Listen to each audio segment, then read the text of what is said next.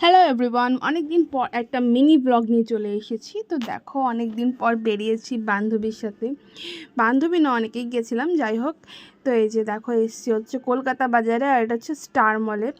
তো গেছিলাম হচ্ছে মুভি দেখতে। তো তার আগে একটু অনেক টাইম ছিল, তো একটু শপিং করে নেওয়ার চেষ্টা করছিলাম, কিন্তু শপিং তো হয়নি। তো ফুড করে এসে এই যে দেখো, অর্ডার দিয়ে এখন খাচ্ছি হচ্ছে ফ্রেঞ্চ ফ্রাই। আর এখানে আমাদের অর্ডার চলে এসেছে। যে এই দেখো কি সুন্দর সুন্দর ধোঁয়া বেরোচ্ছে।